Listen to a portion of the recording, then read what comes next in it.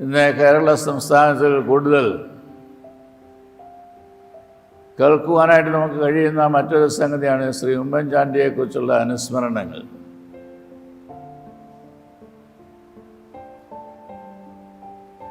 അദ്ദേഹത്തെക്കുറിച്ച് ഞാൻ ഒരിക്കൽ വായിച്ചത്, അദ്ദേഹം എല്ലാ ഞായറാഴ്ചയും പള്ളിയിൽ പോകും. എന്നാൽ പലപ്പോഴും അദ്ദേഹം മുഖ്യമന്ത്രി ആയിരിക്കുമ്പോൾ പോലും പലപ്പോഴും ദേവാലയത്തിൻ്റെ പടിയിലിരുന്നു കൊണ്ടാണ് ആരാധനയിൽ സംബന്ധിച്ചുകൊണ്ടിരുന്നത്. എങ്കിലും പോകും. അതിൻ്റെ കാര്യങ്ങളെക്കുറിച്ചൊന്നും വിശദമാക്കുന്നതിനായിട്ട് ഞാൻ ആഗ്രഹിക്കുന്നില്ല. എന്നാൽ അദ്ദേഹം മുഖ്യമന്ത്രിയായിരിക്കുന്ന അവസരത്തിൽ ഇറാഖിലെ തിക്രിത്തിൽ എന്ന് പറയുന്നതായുള്ള സ്ഥലത്ത്, ഇറാഖിലെ ഒരു ഭാഗത്ത് ഏകദേശം 46 നേഴ്സസ് കുടുങ്ങി.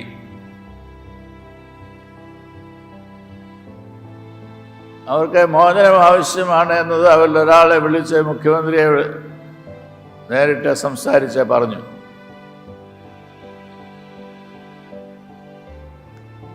ഉടനെ തിരുവനന്തപുരത്തായിരുന്ന അദ്ദേഹം നേരെ ഡൽഹിക്ക് പോയി. ഇത്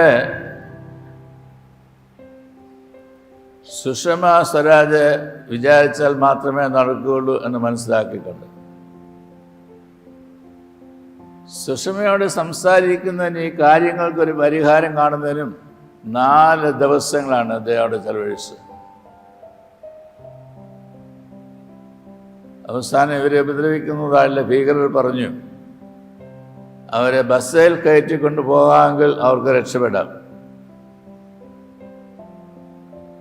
അപ്പോൾ ആ പ്രപ്പോസല് ഉമ്മൻചാണ്ടിയുടെ അടുത്ത് കൊണ്ടുവന്നു. രക്ഷപ്പെടുമോ ഇല്ലയോ?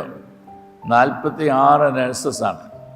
അവരെല്ലാം തങ്ങളുടെ ജീവന് വേണ്ടിയിട്ട് അഭ്യർത്ഥിച്ചിരിക്കുകയാണ്.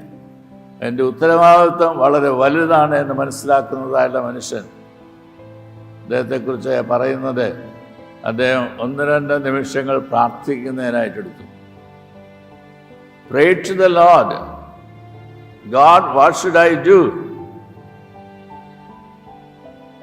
അതിനുശേഷം അദ്ദേഹം നിന്ന് പറഞ്ഞു, നമുക്ക് അത് അനുവദിക്കാം.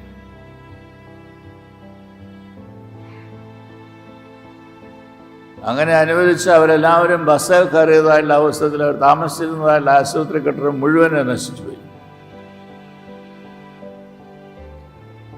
Just A moment. ഡൽഹിയിൽ നിന്ന് മടങ്ങി കൊച്ചിയിലെത്തിയതായുള്ള അവസരത്തിൽ രാത്രി 1 മണിയായി. അവിടെ ആലുവയിലെ ഗസ്റ്റ് ഹൗസിൽ താനെ വിശ്രമിക്കുകയാണ്.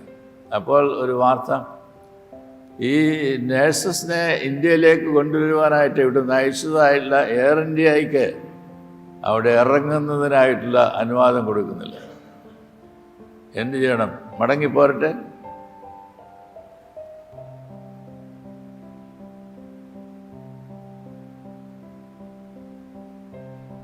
ദൈവത്തെ ഭയവും ശങ്കയുമുള്ളതായുള്ള മനുഷ്യൻ. പൊതുപ്രവർത്തകനാണ്, രാഷ്ട്രീയക്കാരനാണ്, മുഖ്യമന്ത്രിയാണ്. അദ്ദേഹം രാത്രി 1 മണി കഴിഞ്ഞതായിട്ടുള്ള അവസരത്തിൽ വീണ്ടും സുഷമയെ വിളിച്ചുണർത്തി പറഞ്ഞു, ഇന്നതാണ് കാര്യം. അവർ തമ്മിൽ സംസാരിച്ചു. മോചന ദ്രവ്യം കൊടുക്കേണ്ടതായിട്ടുണ്ട്. എങ്ങനെ കൊടുത്തു, ആര് കൊടുത്തു, എവിടെ കൊടുത്തു, ഇതൊന്നും എനിക്കറിയാനായിട്ട് പാടില്ല. എന്നാൽ they sorted out the problem. Air India അവിടെ ഇറങ്ങുന്നതിനായിട്ട് അനുവദിച്ചു. ആളുകളെ കയറ്റി.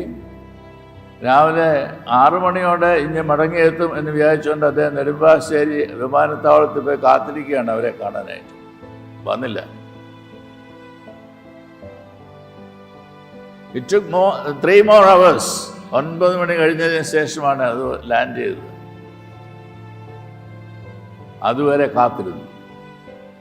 അവരെ കൊച്ചിയിൽ ഇറക്കുന്നതിനായിട്ട് സാധിച്ചു എന്ന് ബോധ്യപ്പെട്ടതിന് ശേഷം മാത്രമാണ് അദ്ദേഹം വിശ്രമിക്കുന്നതിനായിട്ട് പോയത്.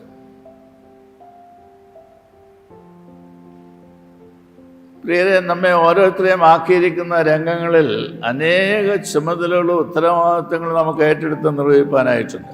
ചെറുതല്ലെങ്കിൽ വലുതല്ലെങ്കിൽ ഏതെങ്കിലും ഒന്ന് ചുമതലകളും ഉത്തരവാദിത്തങ്ങളുണ്ട്. Decision making is a very difficult process. നിങ്ങൾക്കറിയാം, നിങ്ങളുടെ ഭവനത്തെക്കുറിച്ച്, നിങ്ങളുടെ പാർട്ട്ണറെക്കുറിച്ച്, നിങ്ങളുടെ മാതാപിതാക്കളെക്കുറിച്ച്, നിങ്ങളുടെ ഭവനത്തെക്കുറിച്ച്, നിങ്ങളുടെ കുഞ്ഞുങ്ങളെക്കുറിച്ച് ഒക്കെ തീരുമാനങ്ങൾ എടുക്കേണ്ടതായിട്ട് വരുമ്പോൾ it's A very difficult process, but you make it. എന്നാൽ ദൈവത്തിൽ വിശ്വസിക്കുന്നു എന്ന് പറയുന്നതായിട്ട് നമുക്ക് ദൈവത്തോട് ചേർന്ന് തീരുമാനങ്ങൾ എടുക്കുവാനായിട്ട് കഴിയുമോ? ഇതാണ് ചോദ്യം. ചുമതല ഉത്തരവാദിത്വമുള്ള പദവിയില്, പൊസിഷനില്, അതോറിറ്റിയിലൊക്കെ ആക്കിയിരിക്കുന്നു എന്നുള്ളതല്ല. Are you living with the Lord? ദൈവത്തോട് കൂടെ, ക്രിസ്തുവിനോട് കൂടെ ജീവിക്കുന്നു എന്ന് പറയുന്നതിനായിട്ട് സാധിക്കും. പൗലോസ് അപ്പോസ്തലൻ പറഞ്ഞ പോലെ എനിക്ക് ജീവിക്കുന്ന ക്രിസ്തു എന്ന് പറയുന്നതിനായിട്ട് സാധിക്കണം. Is that possible?